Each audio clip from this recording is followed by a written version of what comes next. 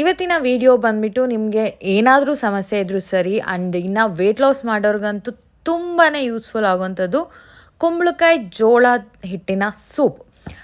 ಈ ಸೂಪ್ನ ಶುಗರ್ ಇರೋರು, ಬಿ ಪಿ ಇರೋರು and PCOD and weight loss ಆಗಬೇಕು ಅನ್ನೋರಿಗೆ ಬೆಸ್ಟ್ ಅಂದರೆ ಬೆಸ್ಟ್. ನೀವು ರೆಗ್ಯುಲರ್ ತಿಂತಾ ಇರೋದನ್ನ ನಿಲ್ಲಿಸಿ ಈವ್ನಿಂಗ್ ಹೊತ್ತು ಈ ಸೂಪ್ ಕುಡೀರಿ. ಇಲ್ಲಾಂದರೆ ಅರ್ಲಿ ಮಾರ್ನಿಂಗ್ ಬ್ರೇಕ್ಫಾಸ್ಟ್ ಬದಲು ಈ ಸೂಪ್ ತೊಗೋಬೋದು. ತುಂಬಾ ಒಳ್ಳೆ ರೆಸಿಪಿ ಆ್ಯಂಡ್ ಹೆಲ್ತಿ ರೆಸಿಪಿ. ನೀವು ನಿಜವಾಗ್ಲೂ ವೆಯ್ಟ್ ಲಾಸ್ ಆಗ್ತೀರಾ. ಆ್ಯಂಡ್ ಸ್ಟಾರ್ಟ್ ಮಾಡೋಣ. ಹಾಯ್, ಹಲೋ, ನಮಸ್ಕಾರ, welcome back to my YouTube channel.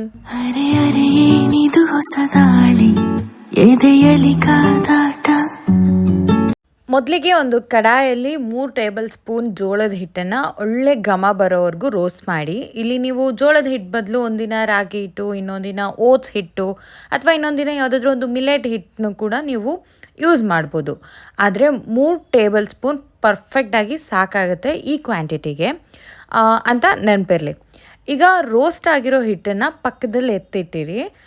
ಈಗ 750 ಅಥವಾ 800 ml ಅಷ್ಟು ನೀರನ್ನು ಬಾಯ್ಲ್ ಮಾಡೋಕ್ಕಿಡಿ.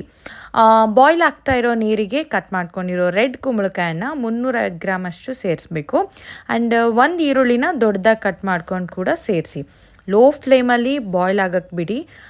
ಈ ಕೆಂಪು ಕುಂಬಳಕಾಯಿ ಕ್ರೀಮಿ ಟೆಕ್ಸ್ಚರ್ ಕೊಡುತ್ತೆ. ಅಕಸ್ಮಾತ್ ನಿಮಗೆ ಈ ಕೆಂಪು ಕುಂಬಳಕಾಯಿ ಇಷ್ಟ ಇಲ್ಲ ಅಂದರೆ ನೀವು ಬೂದ್ ಕುಂಬಳಕಾಯಿ ಕೂಡ ಅಂದರೆ ಆ್ಯಶ್ ಕಾರ್ಡ್ನ ಯೂಸ್ ಮಾಡಿ, ಚೆನ್ನಾಗಿರುತ್ತೆ. ಕೆಂಪು ಕುಂಬಳಕಾಯಿ ಬದಲು ಬೂದ್ ಕುಂಬಳಕಾಯಿ ಅರ್ಧ ಕಪ್ ಯೂಸ್ ಮಾಡ್ಬೋದು ಅನ್ನೋದನ್ನ ನೆನಪಿರಲಿ. ಆಗ ಇನ್ನೊಂದು ಬೇರೆ ಟೇಸ್ಟ್ ಅಥವಾ ಫ್ಲೇವರೇ ಸಿಗುತ್ತೆ ಈ ಸೂಪ್ಗೆ ಅಷ್ಟೇ. ಆ್ಯಂಡ್ ಈ ಕುಂಬಳಕಾಯಿ 10 ನಿಮಿಷ ನೀರಲ್ಲಿ ಬೆಂದ್ಬಿಡುತ್ತೆ. ನೀವು ಫೋಕ್ ಚುಚ್ಚಿದ್ರೆ ಸಾಫ್ಟಾಗಿ ಚುಚ್ಕೋಬೇಕು. ಅದಕ್ಕೆ ಅಷ್ಟು ಮೆತ್ತಗೆ ಬೆಂದಾದಮೇಲೆ ಒಂದು ಚಿಕ್ಕ ಕಪ್ಪಷ್ಟು ಪುದೀನ ಸೇರಿಸಿ 3 ನಿಮಿಷ ಕುದಿಸಿದ್ರೆ ಪುದೀನ ಎಲೆ ಫ್ಲೇವರ್ ನೀರಿನೊಳಗೆ ಸೇರಿಕೊಳ್ಳುತ್ತೆ. ಆಮೇಲೆ ಸ್ಟವ್ ಆಫ್ ಮಾಡಿ ಒಂದು ಪಾತ್ರೆಯಲ್ಲಿ ಶೋಧಿಸ್ಕೊಂಡು ಬೇಯಿಸ್ಕೊಂಡಿರೋ ಕುಂಬಳಕಾಯಿ, ಈರುಳ್ಳಿ, ಪುದೀನನ ಒಂದು ಮಿಕ್ಸಿ ಜಾರಲ್ಲಿ ಹಾಕಿ ಇದ್ರ ಜೊತೆನೇ ರೋಸ್ಟ್ ಮಾಡಿ ಎತ್ತಿಟ್ಕೊಂಡಿರ್ತೀವಲ್ವ ಜೋಳದ ಹಿಟ್ಟನ್ನು ಕೂಡ ಸೇರಿಸಿ. ಆ್ಯಂಡ್ ಇದಿಷ್ಟು ಮುಳುಗೋ ಥರ ನೀರು ಸೇರಿಸ್ಬಿಟ್ಟು ತರಿಯಾಗಿ ರುಬ್ಕೊಳ್ಳಿ. ನೋಡಿ, ಇಲ್ಲಿ ಕಾಣಿಸ್ತಿದ್ದಲ್ವ, ಈ ಒಂದು ಕನ್ಸಿಸ್ಟೆನ್ಸಿಲಿ ರುಬ್ಕೋಬೇಕು. ಸ್ವಲ್ಪ ತರಿಯಾಗಿದ್ದರೆ ಚೆನ್ನಾಗಿರುತ್ತೆ ಸೂಪು. ಆ್ಯಂಡ್ ಈಗ ಒಂದು ಕಡಾಯಿಗೆ ನಾವು ಶೋಧಿಸಿರುವಂಥ ನೀರನ್ನು ಸೇರಿಸಿ ಇದರಲ್ಲೇ ಗ್ರೈಂಡ್ ಮಾಡ್ಕೊಂಡಿರೋ ಕುಂಬಳಕಾಯಿ ಜೋಳದ ಹಿಟ್ಟಿನ ಪೇಸ್ಟ್ ಇದೆ ಅಲ್ವಾ, ಒಂದೇ ಸರಿ ಹಾಕದೆ ಚೂರೇ ಕೈ ಆಡಿಸ್ತಾ ಸೇರಿಸ್ಕೊಳ್ಳಿ. ಆಗ ಗಂಟಾಗಲ್ಲ. ಸುಮಾರು ಒಂದು 3ರಿಂದ 4 ನಿಮಿಷ ಕುದಿಸಿದ್ರೆ ಸಾಕು, ಇಲ್ಲ ಗಟ್ಟಿ ಆಗೋವರೆಗೂ ಕುದಿಸಿದ್ರೆ ಸಾಕು.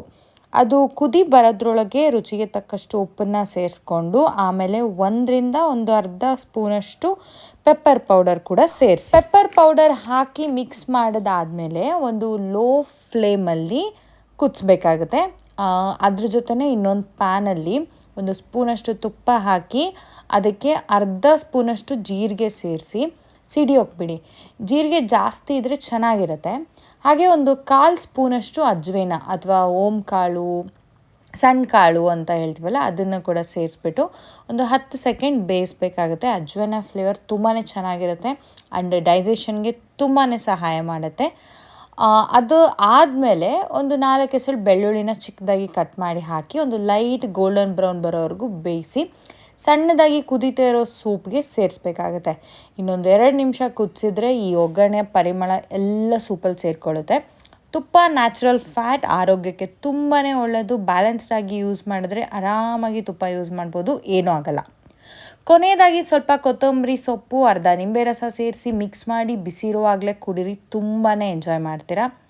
ನಾನು ಮಾಡಿದ್ದು ಇರೋ ಈ ಕ್ವಾಂಟಿಟಿ 3 ಜನಕ್ಕೆ ಆರಾಮಾಗಿ ಟಮ್ಮಿ ಫುಲ್ ಆಗೋವರೆಗೂ ಸಾಕಾಗುತ್ತೆ. ರಾತ್ರಿ ಸ್ವಲ್ಪ ಅನ್ನನ ಕಡಿಮೆ ಮಾಡಿ, ಸ್ವೀಟ್ನ ತುಂಬಾ ಕಡಿಮೆ ಮಾಡಿ, ಪ್ರತಿದಿನ ಈ ಥರ ವೆರೈಟೀಸ್ ಆಫ್ ಸೂಪ್ ಕುಡಿತಾ ಬಂದರೆ ಥೈರಾಯ್ಡ್, BP, ಶುಗರ್ ಹಾಗೆ PCOD ಈ ಥರ ಸಮಸ್ಯೆ ಕಂಟ್ರೋಲಿಗೆ ಬರುತ್ತೆ. ಆ್ಯಂಡ್ ವೆಯ್ಟ್ ಲಾಸ್ ಅಂತೂ ಸಲೀಸಾಗುತ್ತೆ. ಇಷ್ಟ ಆಯಿತಾ?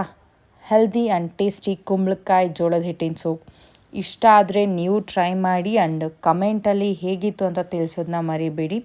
ಮತ್ತೊಂದು ಹೆಲ್ತಿ ರೆಸಿಪಿ ಜೊತೆ, ಇನ್ನೊಂದು ಯೂಸ್ಫುಲ್ ಲಾಗ್ ಜೊತೆ ಮತ್ತೆ ಸಿಗ್ತೀನಿ. Until then bye, take care, lots of love. ಹೀಗೆ ಸಪೋರ್ಟ್ ಮಾಡ್ತಾಯಿರಿ ಆ್ಯಂಡ್ ಸಿಗ್ತೀನಿ ಅಷ್ಟೇ.